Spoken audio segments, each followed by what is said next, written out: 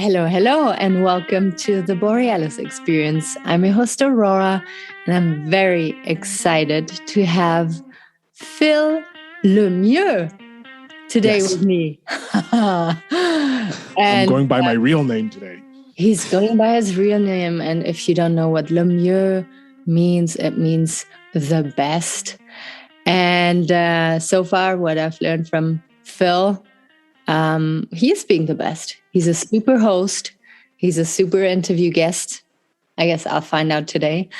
And he's a big dog out there when it comes to podcasting. And yeah, I'm just very excited to get him to know a little better and for his audience to get him to know a little deeper. And yeah, everybody's going to benefit here.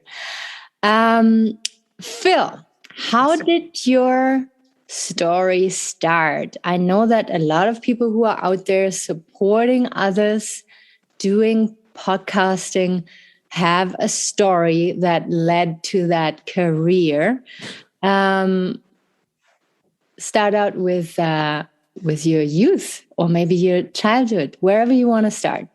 All right, we'll go back about 30 years. Let's go back then. I grew up in a relatively very happy. My childhood was like ideal, if you will. We did move around a lot. I moved from Montreal. I'm originally from Montreal, Quebec, Canada. Moved to Prince Edward Island when I was about 5 years old. I lost my grandfather around the same time, and my birthday. When I was 5 years old, and my parents said, "Oh no, he has a little bug on his thing," and we celebrated my birthday a week early, specifically so that we could make sure that he could see my 5th birthday. And I've always kind of taken him as my guardian angel, someone who's always watching over me. And he loved Blue Jays, so whenever I see a Blue Jay, I always think of him, and I think of my grandparents because like that's my grandfather. And then we moved to Ottawa a few years later, then back to Montreal, and been living in Montreal my whole life, and lost my grandparents while I was in high school. I only had 2 grandparents pretty much after when I was 5. Had my mom's father. Her mother passed away when my parents got married, so I never really got to meet my mother's mom. My grandmother passed away the same year as 9/11, earlier in 9/11. And it was really weird because my grandfather had passed away. We called him Poppy. So my Poppy passed away, and then like 2 weeks later, my grandmother died on Mother's Day right in front of us at a family dinner at a Saint Hubert barbecue, which is like a chicken restaurant, kind of like Swiss Chalet. And it was just like she was sitting right in front of me. We had just finished all the photographs of all the grandkids, the family all together, like really happy occasion. And then you're just sitting here, we're eating, and she starts coughing, like she's choking. And the waiter comes in, tries to give her the Heimlich, and it's not working. My dad realizes what's going on. She's having a heart attack. And he's like, "Mama, just tell him you're doing fine." And she's like, "Okay." She sits down and she peacefully passes away after that little era. And it was just like, you have 3 kids. You have my sister, who's she's 3 years older, 2 years older than me. My brother, who's only 18 months younger than me. And then my cousins who are there. They're obviously older, and then my aunts and uncles. And then we just witnessed, like, this is the first time I've ever seen someone die. Like, I've seen dead bodies before from like when going to funerals, but like, this is the first time death has actually like physically entered my life, like saying, "Hi, I'm death. Here's what's going on." So grandmother passed in front of me, and it affected me, but I don't think I realized how much it affected me until later in life and doing therapy. And we'll get to that. That's a fun story. But yeah, her passing away, and it was just like, what the hell? Like, what's going on? Like, why did I lose 2 people who were so important to me so close together? So it really affected me there. And I went into a bit of a bubble when I was going through the rest of my schooling. Didn't want to meet people, didn't really want to, at school, I was very social. Everybody knew who I was, but outside of school, I didn't really hang out with anybody because I was drawn in. I didn't want to connect with people on a deeper level than just surface, because I was terrified that they would pass away. And then that's something I learned only from doing therapy later in my life after my burnout. But yeah, so I lost my grandparents really early, and it struck me. And my dad's family is an interesting family. They're not really well connected.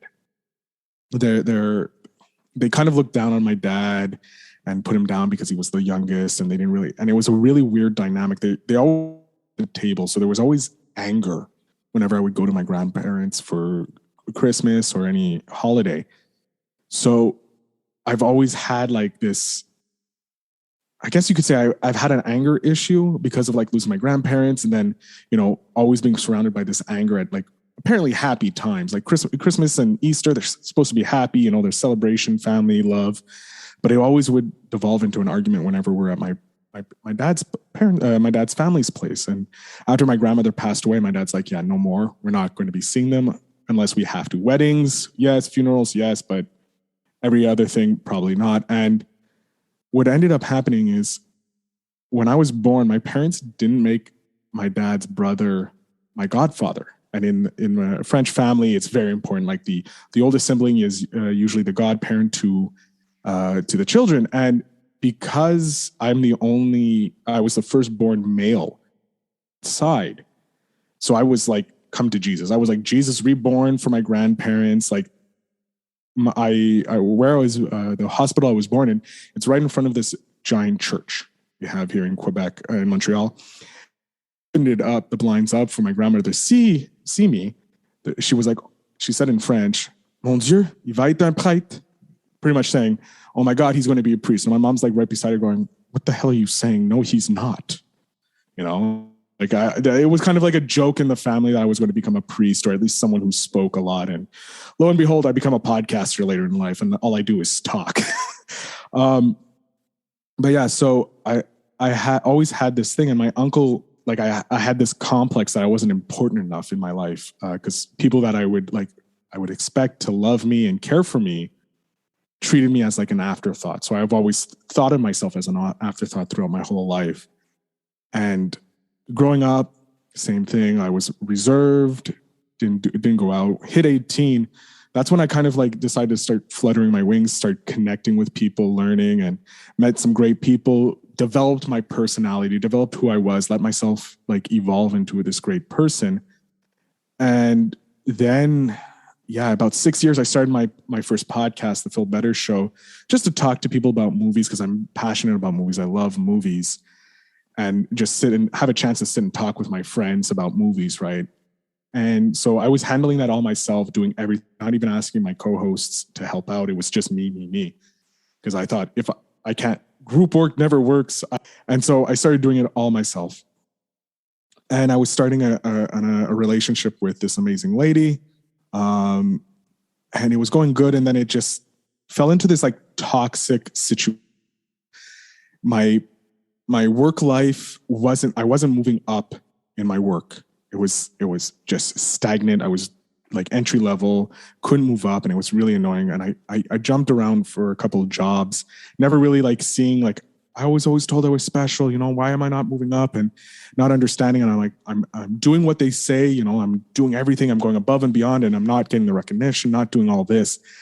And that just led to me being harder and harder on myself, which caused me to gain weight, caused the relationship that I was in, which wasn't a great relationship, to turn sour and just start getting like more toxic, and just keep the toxicity, because I wouldn't talk to my partner. Like, I advocate like communication key, but I wouldn't talk with my partner about some of this stuff because I was either embarrassed or I didn't know how to share that, because I never ever was taught how to share that.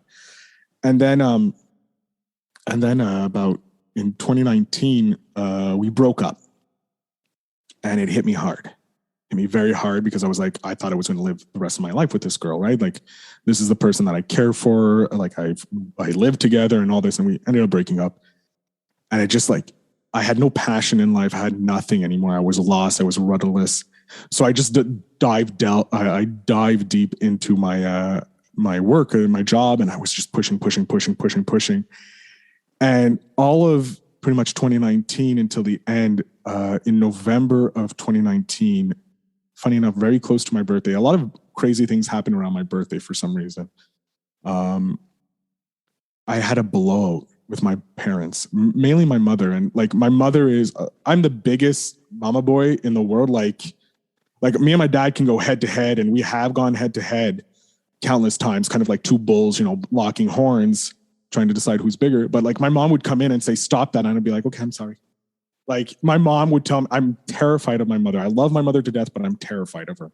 Even though I know I could like easily just like snap her like a twig. I'm terrified of my mother, but I love her to death. Like there is no one in this world that, and I had an argument with her over Christmas ornaments of all the things.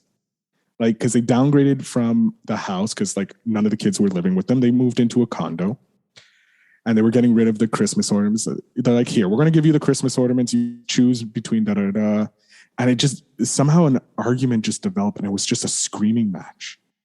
And like, you have my dad there, my brother was a paranoid schizophrenia about 20 years ago and has been living with that. So whenever there's a change or there's aggressivity in the room, it sets him off. So like everybody's trying to be calm around him. And here I am blowing up. My nephew's there, my brother-in-law's there, my sister's there, my dad, my mom, my brother, just arguing. And it's like, what the hell? And so my parents, like my dad was like, what's wrong with you? And a little later, my mom comes out of her room because she's like, I can't deal with you. You're being an asshole. Excuse my language. And she just left and ended up cooling down. Stuff cooled down. Then my mom was like, okay, you need help. And I'm like, yes, I need help. I admitted to myself that I was not doing well. I needed help.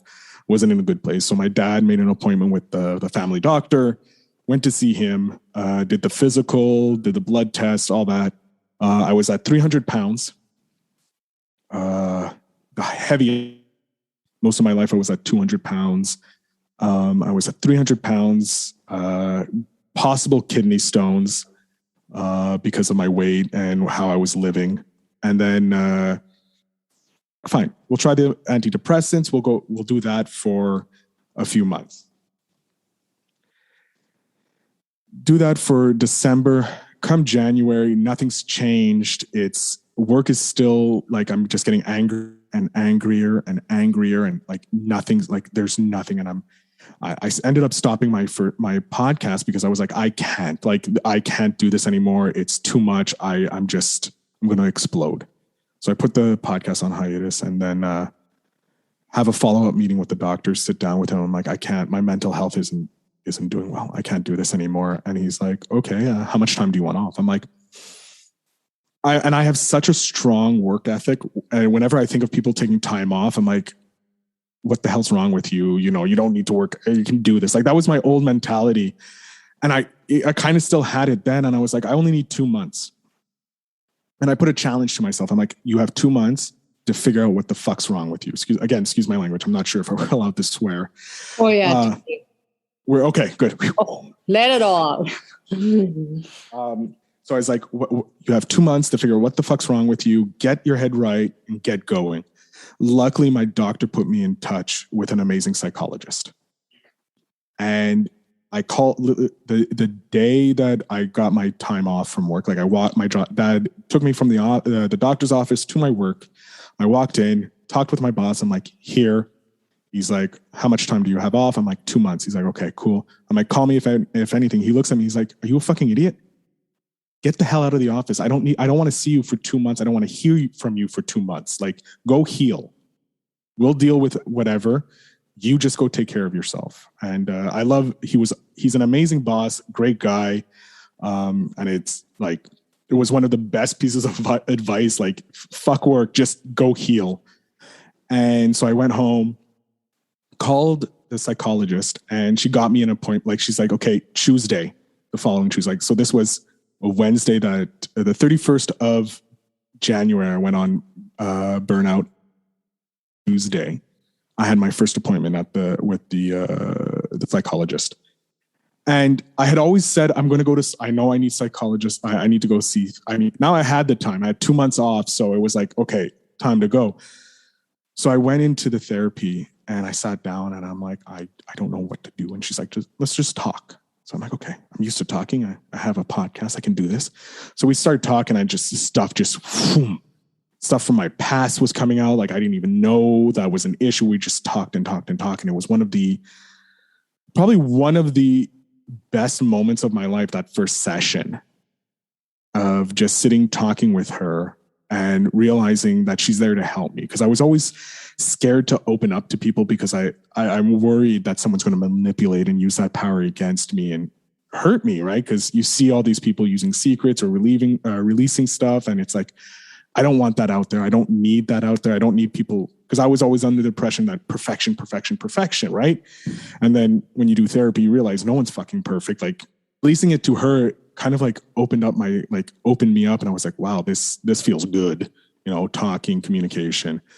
So I was seeing her weekly for six months, and then COVID hit, like right in the middle of my burnout, COVID hit. So lockdown happened March, I think 7th in Quebec. But as we're going through, like I'm doing multiple things because I want to be ready to go back at least 50% charged so that I can go back to work and I have the tools necessary to fight off anything and keep charging my batteries.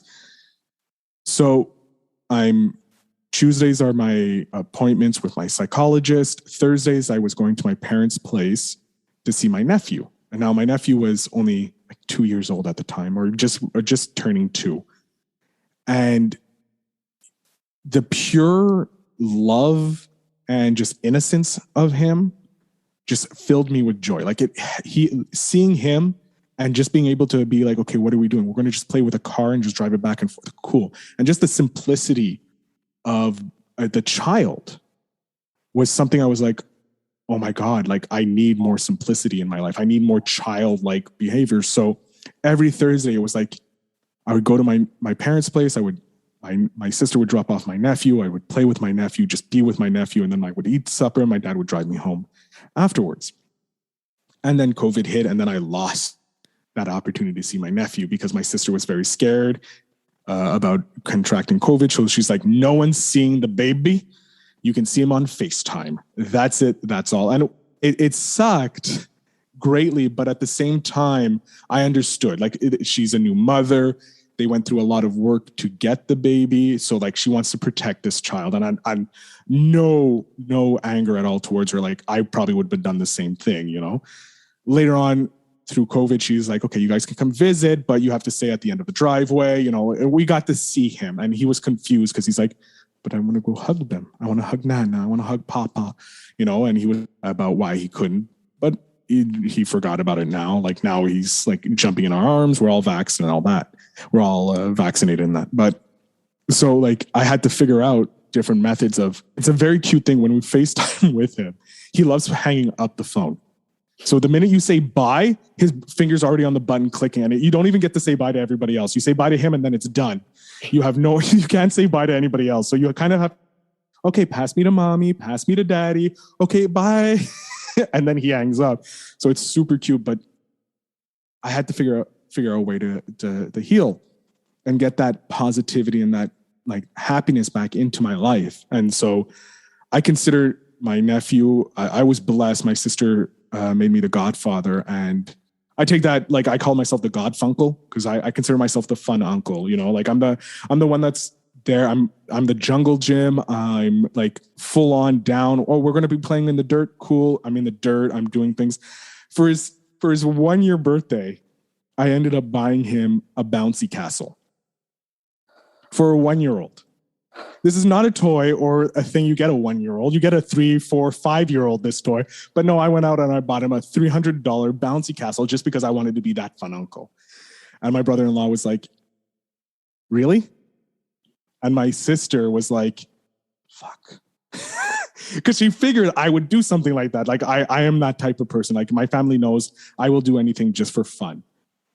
So I bought him this, and I teased for a long time. They finally put it up and have him play on it more often now. But when he was 1 year old, 1 and 2, I could understand them not wanting to bounce on a bouncy castle, right? He doesn't have the equilibrium to walk around in that. So it's really great to see him on it, but he just filled me with joy. So I need to find a way to fill myself with joy. And doing the therapy, I figured out I have to walk. So like the 3rd week into the therapy, I would walk home. Now, this is in February in Montreal. It is cold as, okay, it's super cold. So here I am. I have this huge coat on and I'm walking. I'm 300 pounds and I'm walking at least a good 30 minutes home. And I get home and I'm drenched, just drenched. Like I have to change my shirt. I have to like shower because it's horrible how sweaty I was afterwards. But it got me into it started getting that like positivity. So I would continue walking. Like if I tried to get a walk in at least 15 minutes every day. And it was helping. I always started losing weight. I started fasting, doing intermittent fasting, and it started bringing my mental awareness, and the therapy helped. But then I kind of had a little crash when COVID hit, because while I was doing this, I had to deal with the insurance company for my short-term. If you break an arm, they're like, all right, cool. You're off for like 6 weeks or whatever. We're cool. Don't have to deal with you again. I had my appendix taken out when I was working at the same company years earlier.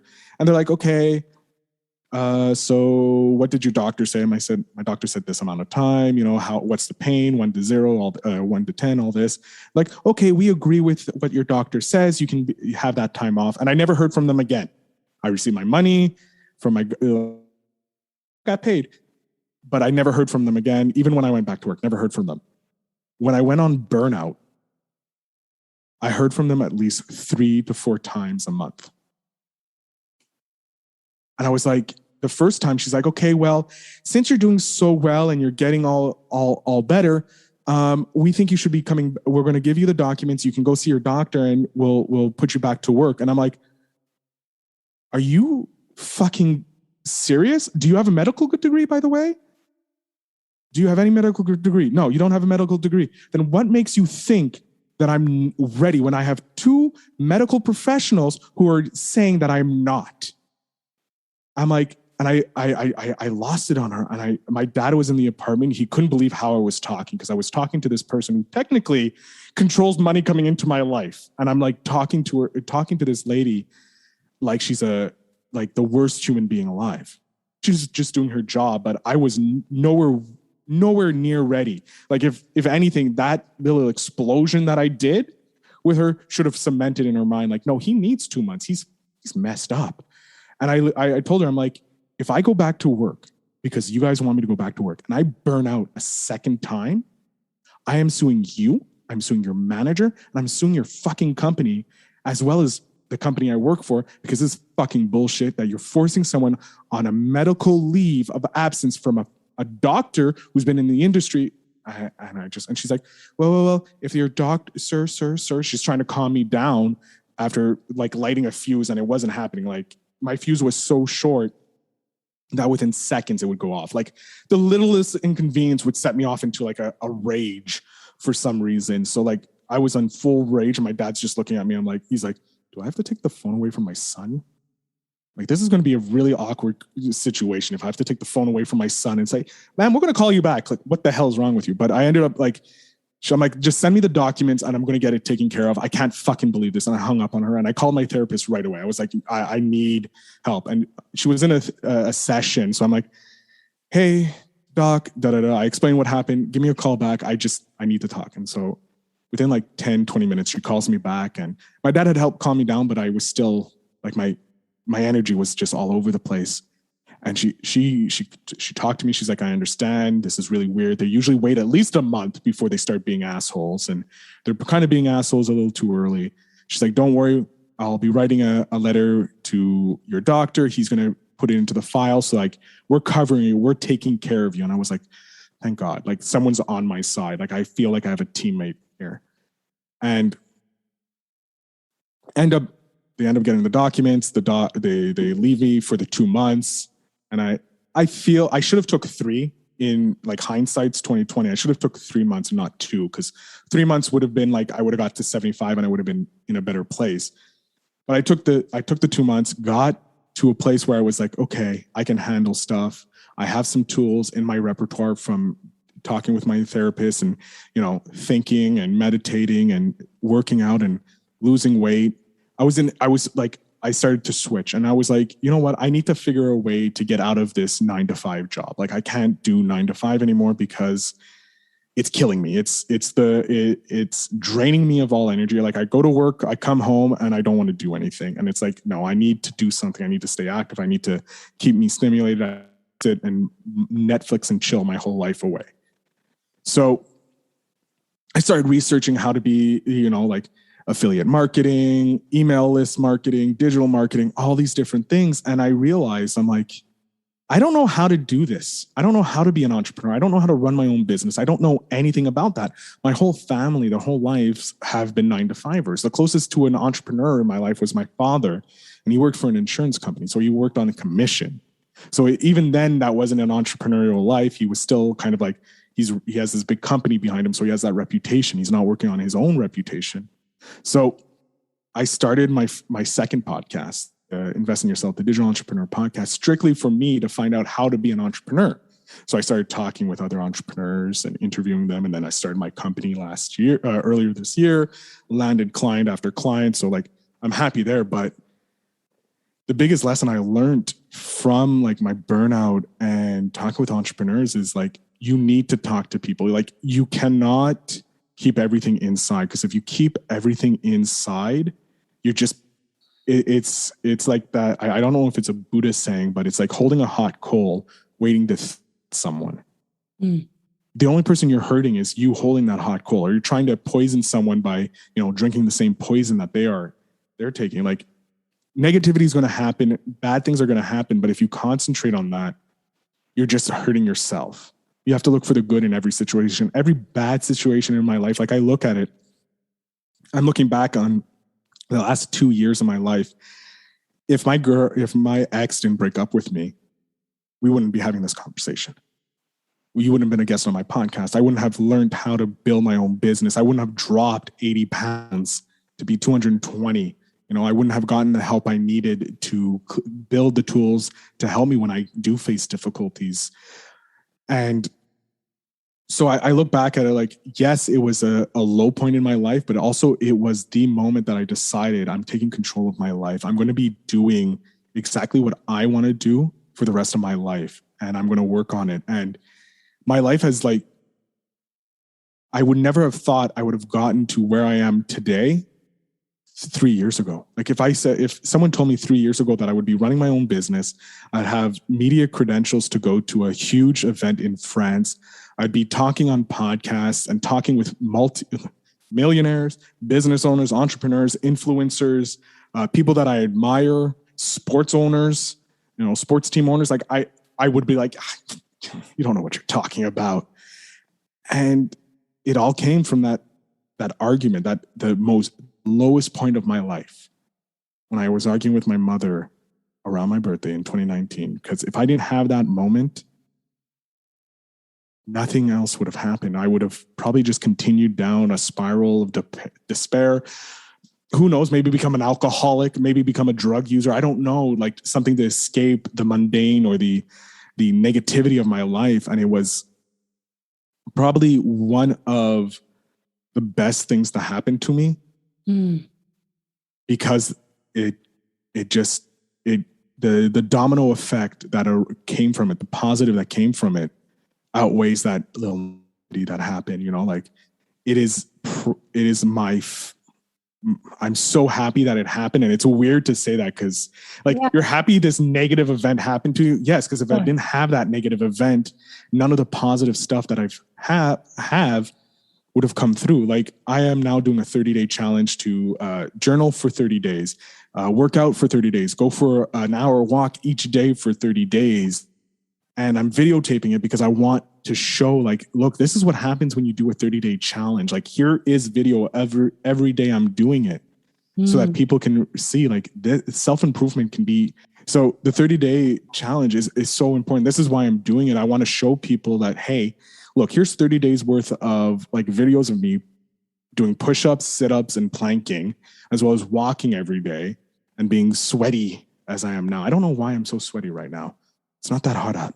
But I guess it's because I'm sharing. It's something that's really funny. And my therapist actually, she's like, whenever you share something that's really personal, Phil, you get really sweaty.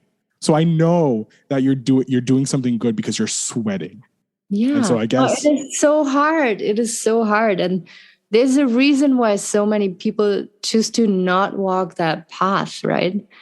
And I'm just so amazed on how, like, never anyone before you like went so deep into the story, and I could really feel your anger and feel your desperation and everything, and it is so beautiful. And then I talk a lot about how some people, you know, how there's trees maybe in Montreal as well, the seeds have to go through frost or through fire in order to germinate. And you're one of those people who had to walk through hell by himself, right? Your nephew helped, but that was an outside source.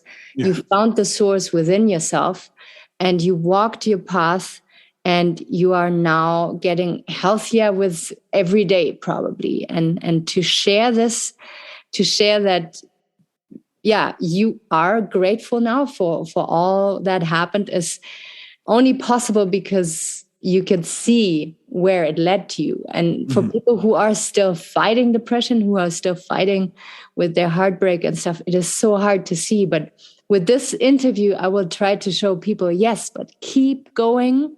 And believe in yourself and know that the impossible is going to be possible soon. And I'm so grateful that we connected and that you shared it so in depth here, because I feel people will be very motivated and feel empowered by your story here.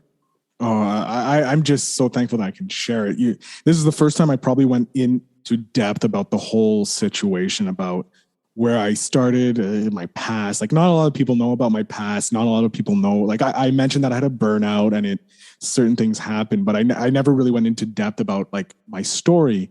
And thank you for you. I'm grateful that I have the opportunity to share my story, but also I'm grateful that we connected, because I don't think I would have the opportunity on any other podcast to have this chance to share my story, to help others heal from their trauma, because we all have trauma. We all have baggage. There's no such thing as the perfect individual. There's no such thing as the perfect partner or anything like that. And if you think your partner's perfect, they're probably perfect for you, but they're not perfect in life. You know, you have a partnership you need to build, and you need teamwork, and it takes a community to, like they say, it takes a community to raise a child, but it takes a community to raise a human.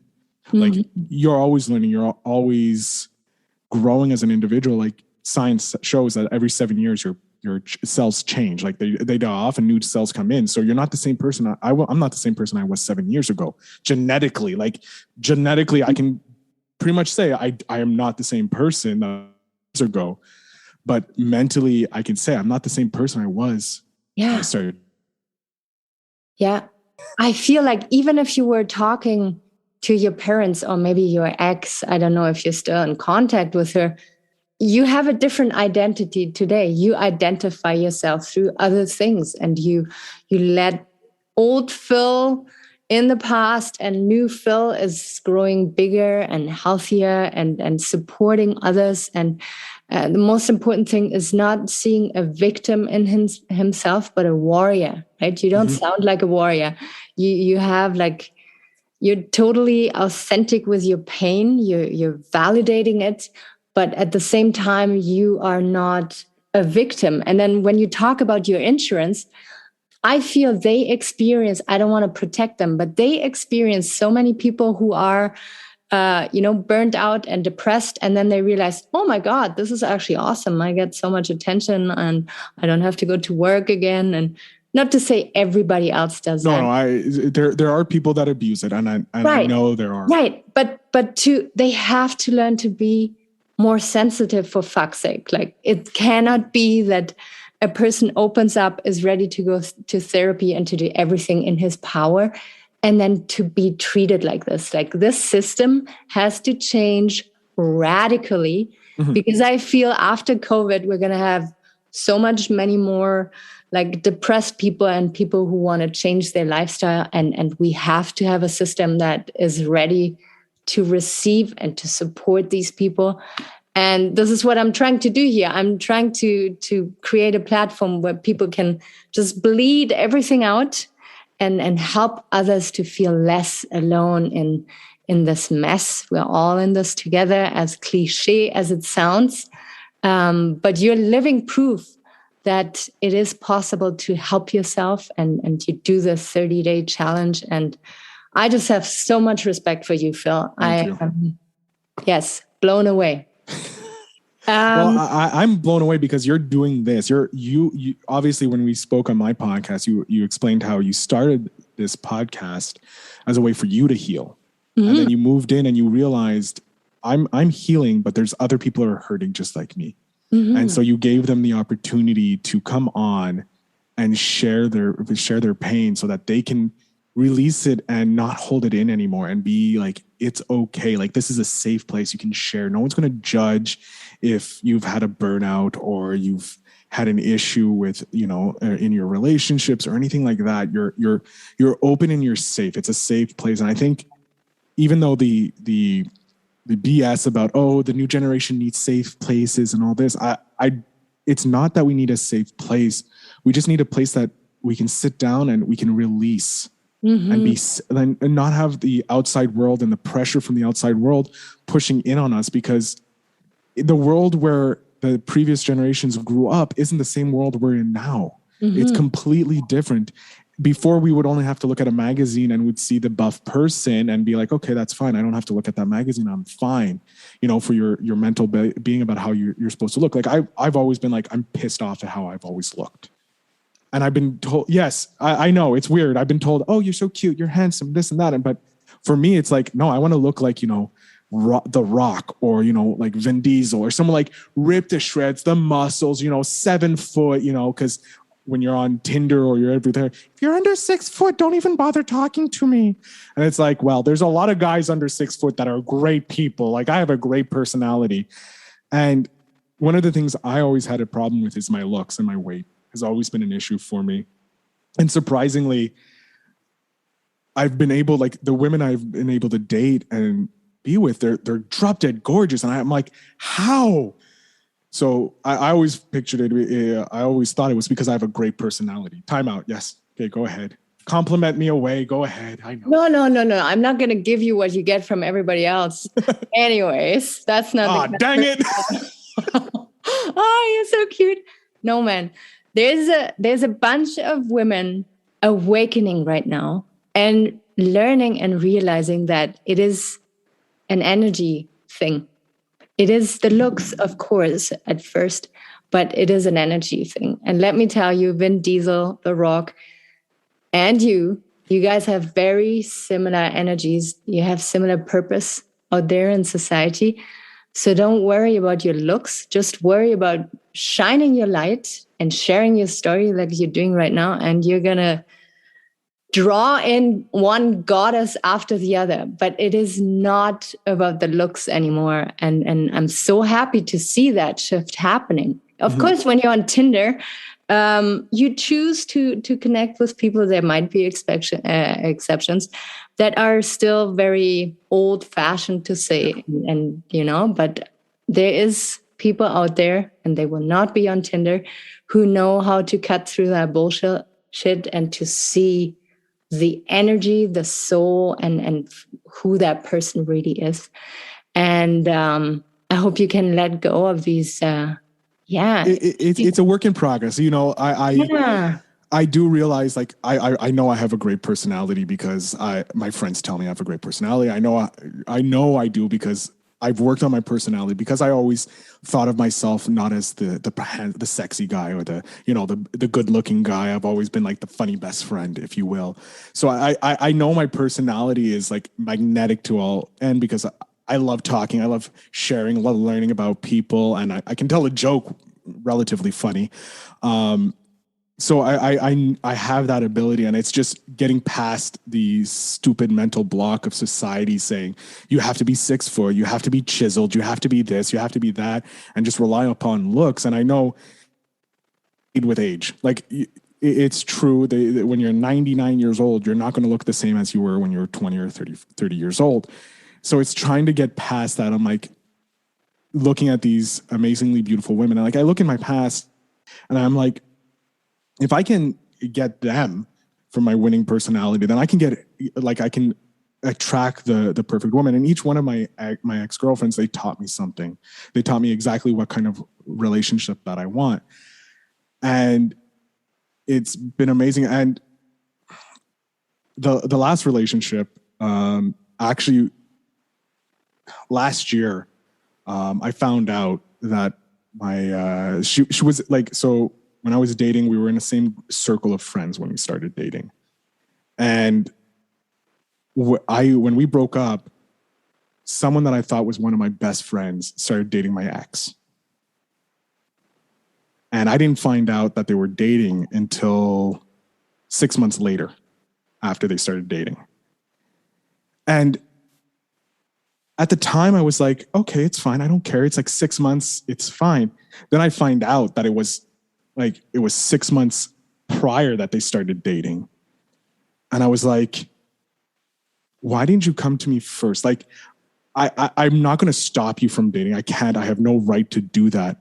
But like, looking at it as a guy to guy, it's like, that's, you ask for, like, you just like, hey, do you have a problem with this?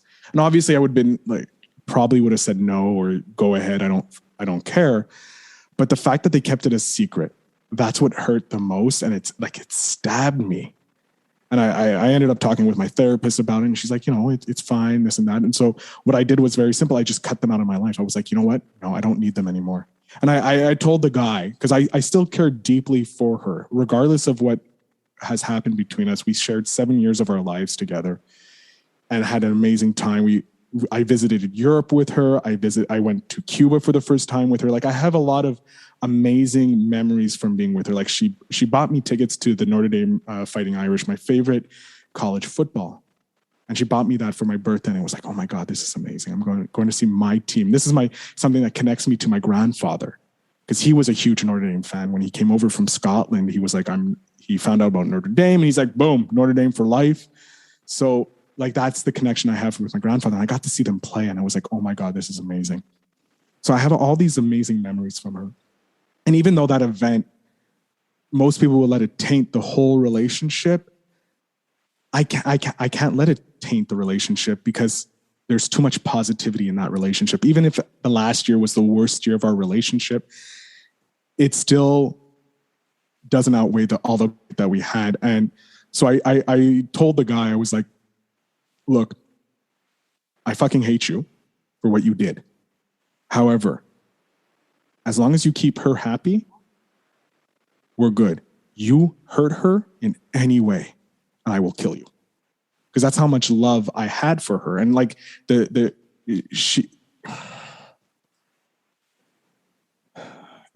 don't know how to explain it. It's for me, I've always been a protector. Like, I've always wanted to protect people, help people, make them better, or just take away their pain. And it's even with other girlfriends further in the past, I may not be 100% in contact with them or connected to them, but when I see their successes because of mutual friends, I celebrate it, because it's like, yes, go ahead. Isn't that way more important than a couple of muscles on your butt? I know it's more important. It's the duality of my life. Like, I'm trying to fight against society's concept of what it is to be the perfect man, quote unquote, and what it is that you're already the perfect person. You just need to fine tune yourself, and don't worry about if you're not 100%. Like, I've worked on my internal so much that I know it outshines my perceived external looks. And I guess it comes from me still being like thinking that I'm 300 pounds. And just visualizing, like, whenever I think of like someone who's 300 pounds, I'm thinking like my 600 pound life, or The Biggest Loser, stuff like that. And I'm like, I would never get through 300 pounds. And then all of a sudden, here I am at the end of 2019, 300 pounds. I've put on 100 pounds. I look disgusting. I feel disgusting. I have no energy. My mental capacity is destroyed. And now I'm looking now and I'm like, I may not look, but I can look like Vin Diesel, or as close to Vin Diesel as possible. I may not be that 7 foot or 6 foot giant of a man that most women want, but I don't want a woman who wants a guy who's 6 foot, because that's already right there. The relationship is starting off in a negative foot because I don't meet her criteria, if you will. I as much as I look for looks are important, because obviously you have to be attracted to your partner, I'm looking more for that deeper connection, that energy, because I know that is what's more important, that energy, the value connection. And because you can end up falling in love with someone no matter what they look like, but if you can't fall in love with who they are as a person, then you're never going to be happy in your relationship. And I've learned that I can't change anybody, and obviously people can't change who I am, because you won't feel authentic. But I do want to find a partner that wants to change or be better, or constantly look to be a better person. Either it's being a better cook, being a better mother, being a better lover, being a better, friend, being a better, employee, or just having a better body. Like, always look at life so that they're looking to. Matthew McConaughey actually says this. He's like, I'm thankful for two people. I'm thankful for my family, but I'm always looking to that person in 5 years, and I'm hoping to be that person in 5 years. So I'm like, I look at that now. I have a 5-year plan. I know where I want to be in 5 years. I want to be a billionaire. I want to be a billionaire in 5 years. So I'm putting in the work now to get there. Like, obviously, if I don't hit $1 billion, I'm not going to cry myself. If I hit $1 million, I'll be happy as all ends. But like, my 5-year goal, I want to hit that. And like, that's the target I have. I have other targets as well in my life that I want to hit. And I think having those targets in your life and actively trying to hit them, being happy as if you get close to those targets, be happy. Like, I had not the stupidity, but when I was younger, I was like, I'm going to be married. I'm going to have a house. I'm going to have kids all by the time I'm 30, and here I am 35 going on 36, and I have no relationship. I have no kids. I have no house. But on the flip side, I run my own business. I'm the healthiest I've ever been. My mind is in a happy place. I have an amazing group of friends, people that I'm connecting with in France, in Macedonia, in Australia, in England. And it's this in the States, across Canada. And it's just this, like yourself, Aurora, and it's been an honor to talk with you. And I feel like I've been talking for nonstop for like 8 years. But yeah, I've learned that that's more important than any monetary amount that you can have. Because if you have a community that's around you to support, and I had to build my community. I had to build and bring in the people and attract the people that I wanted in my life that are trying to improve their life or looking to help others improve their life. Because that inspires me to keep pushing forward towards my goals. And it's true. If the 5 to 10 people that you have in your life and you surround yourself with are going to influence your life. So if you want to be a millionaire, find millionaires. If you want to be a billionaire, find billionaires. If you want to be an entrepreneur, surround yourself with entrepreneurs and celebrate their wins. Regardless as if you have a win to celebrate every single win that you have from because that they're going to celebrate your wins just as much. So if anything, that's what I want to leave off on. Celebrate wins. Celebrate everyone's wins. Like, we're in an age where there's abundance everywhere. Mm-hmm. You can find your perfect dream. You have the internet. You have access to stuff that generations ago no one had access to. You have knowledge at the tip of your fingertips that can help you become whatever you want to be. If you want to learn how to crochet, there's probably 1,000 YouTube channels on how to crochet, and you're going to find someone that can be your mentor. And so you subscribe to them and you learn from them. Like, I had the opportunity to interview an amazing podcaster for one of my shows, and through that connection, he's going to be putting me in touch with an OG podcaster. Someone who's been in the industry for so long, who's monetized, who's huge as a podcaster. I'm like, oh my God, this would be like a dream come true. Like, I have a couple people on my list And he's up there. He's in my top 10 of people I want to interview, because it's like, this is a guy who's done it. Like, this is a guy who started podcasting, created an empire pretty much from it, and now is like considered the name in podcasting. And I'm like, oh my God, this is amazing. If I get the opportunity to even have a 5-minute conversation with him, I will lose my mind. Just because it's like this chance to connect on someone who's doing the same thing or is further along in their career and started where I am. Just an amazing opportunity to create that tribe of people around you that can help you grow. Yeah. That's so beautiful. Very, very inspiring, Phil. Thank you so much for making the time here and sharing like your story, but then also the tools that you use to help yourself out, and then to go on and inspire people to follow their dreams and their passion. And yeah, you totally nailed it. Thank you so much. Oh, it was my pleasure. I can't thank you enough for giving me this opportunity. And actually, I have to thank you because I feel uplifted. Having been able to share my story with stuff that I've never shared before with anybody. Yeah. Which is really, really weird, because we've only known each other just maybe 3 weeks, not even.